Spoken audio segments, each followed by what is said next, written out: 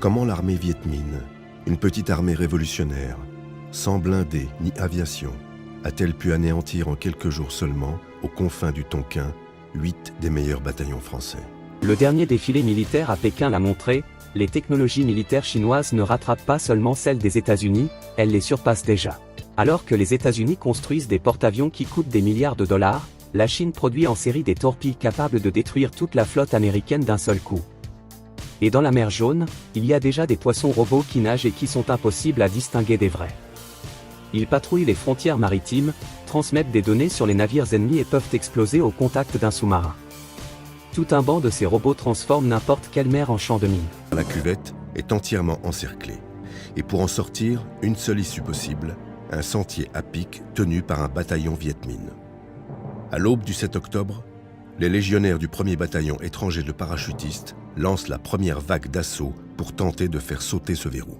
Ils sont arrivés en horde hurlante et mitraillante et la compagnie a été pratiquement décimée en un quart d'heure. That's a Hellfire missile smacking into that UFO and just bounced right off. And it kept going.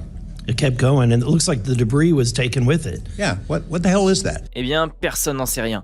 Ce qui pose question, c'est que non seulement le missile est simplement détourné par l'impact, il n'explose pas, mais en plus, l'objet visé continue sa route presque sans encombre, suivi par les quelques débris résultant du tir. Alors que l'armée américaine en est encore à tester des prototypes d'armes laser, les lasers chinois ont déjà fait leur apparition sur la place Tiananmen dans le cadre d'unités opérationnelles. Les lasers s'accompagnent de canons à micro-ondes, des armes destinées à lutter contre les essaims de drones. Une seule salve de rayonnement micro-ondes peut simultanément désactiver les composants électroniques de centaines de drones. Le colonel Charton donne l'ordre aux survivants des 2 colonnes de tenter de rejoindre Tatke par petits groupes. Et ce même jour, il est fait prisonnier. 2 jours plus tard, ce sera au tour du colonel Lepage. Les effectifs de quelques 7000 hommes, dont des unités d'élite de l'armée française désormais livrées à eux-mêmes, sont en train de disparaître corps et biens dans la jungle.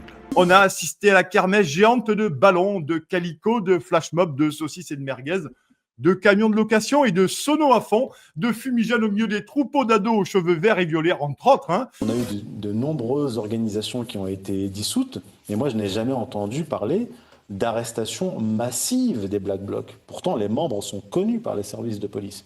Donc ce sont des auxiliaires du pouvoir dans le sens où ils cassent, ils salissent le mouvement, ils sont plus ou moins, ils sont tolérés par la police et à dessein. Et si vous n'écoutez pas, on refera une grande macarena dans tout le pays jusqu'à ce qu'il n'y ait plus ni de saucisses, ni de merguez, plus de sonos et plus de militants. Et là, vous verrez ce que vous verrez, les amis, ça sera la chien-lit du yoga et du vegan éco-responsable. La sexualité sera intégrée au programme scolaire français depuis la maternelle jusqu'au lycée. Ce programme est présenté comme une priorité absolue pour le bien de l'enfant face aux agressions sexuelles de plus en plus fréquentes, viols, harcèlement, pornographie, maladies sexuelles, etc., au point que la quasi-totalité du corps enseignant et la classe politique n'y voient que du feu. Éduquer à la vie affective, relationnelle et sexuelle dès le plus jeune âge, et dans tous les espaces qui participent à la construction individuelle et collective des enfants, est le signe d'une société qui cherche à s'affranchir de rapports de domination inégalitaires, qui vise une meilleure connaissance de soi et des autres, qui apprend à vivre ensemble, mais aussi qui reconnaît que les relations affectives, relationnelles et sexuelles ne sont pas l'apanage des adultes. Il y a bien sûr des cas d'adultes qui ont causé des blessures physiques aux enfants avec lesquels ils ont tenté des contacts sexuels. Mais ces cas sont minoritaires et le public devrait apprendre à distinguer ces contacts délétères des autres contacts avec les adultes qui ne risquent pas de nuire à l'enfant si les parents de l'enfant ne s'inquiètent pas. Nous n'avons eu qu'un seul cas de blessure grave causée à l'enfant et très peu de cas de saignements vaginaux qui, cependant, n'ont pas semblé faire de dommages appréciables.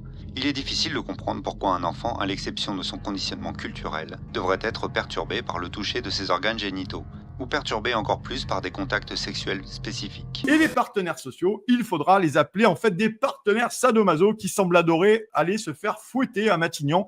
Et dès que leurs fesses sont bien rouges, bien rougies, ils déboulent dans les médias pour dire tout l'espoir que le gouvernement change de ligne. Sinon, ça sera la révolution de 30 jusqu'à 17h30 avant d'aller prendre le métro et le tram. La sexualité est interdite entre un adulte et un enfant. La sexualité est interdite entre des personnes de même famille.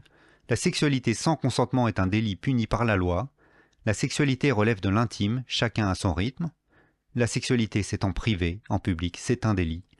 La majorité sexuelle, l'aptitude à consentir, est fixée en France à 15 ans.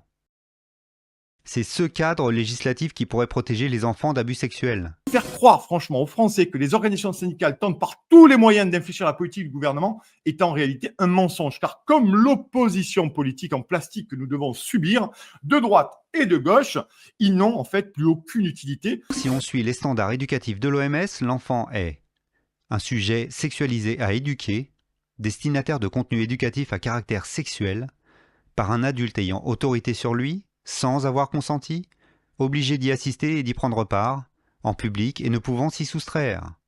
L'OMS a clairement dévoyé les objectifs de prévention et de protection initialement prévus en 2000 par la loi française. Nous voyons qu'il y a une guerre actuellement au Liban, une guerre, il y en a une en Syrie, une guerre, il y en a une en Irak, une guerre, il y en a une au Yémen, c'est pas inventé.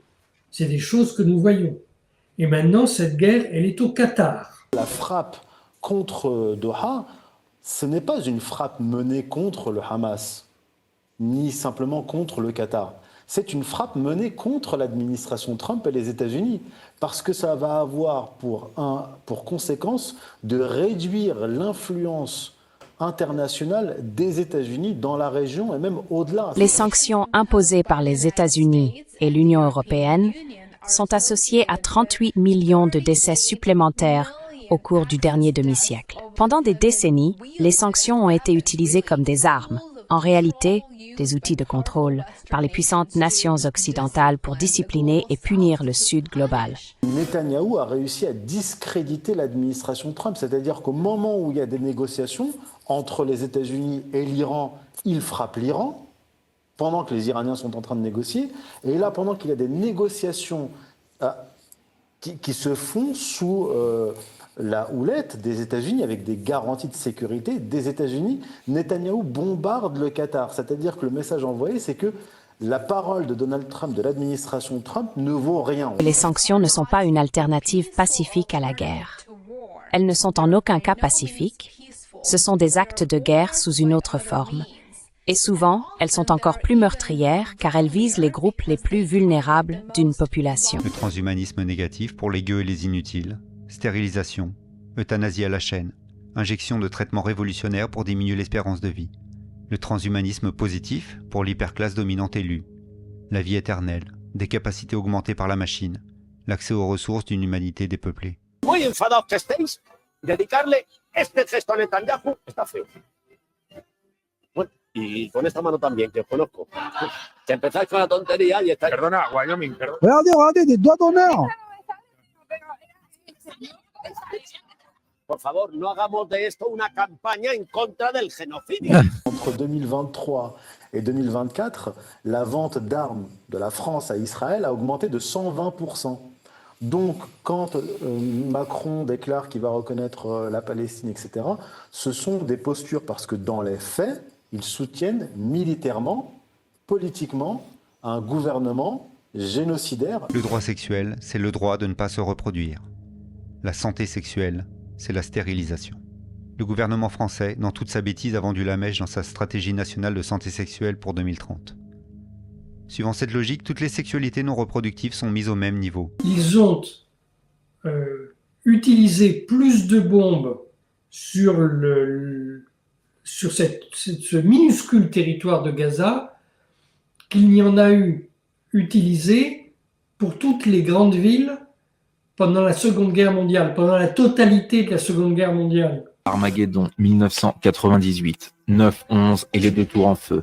Bien avant 2001, les films programmaient déjà le 11 septembre. Retour vers le futur, 9/11 avec mentionné tour jumelle. Et ensuite, avec la route en feu, Indépendance Day 1996, 9/11, deux tours, explosion. Terminator 1984, attention 9/11. Fight Club, Les Simpsons, Cartoon Network ou Matrix avec le passeport de Neo. Transhumanisme. Doctrine progressiste selon laquelle l'être humain est un imbécile parce qu'il a la mauvaise idée de voir un corps susceptible de tomber malade, de vieillir et de mourir. Le transhumanisme propose donc de remplacer cette humanité défectueuse par une post-humanité dite augmentée. Les post-humains auraient des facultés physiques et mentales améliorées par tout un tas de gadgets technologiques. À terme, il s'agit de fusionner l'homme et l'ordinateur, comme dans les films. Pour lui, l'idée même d'avoir une mère est passéiste. Et il attend avec impatience l'âge d'or où les utérus artificiels remplaceront cette aberration qu'il appelle maman.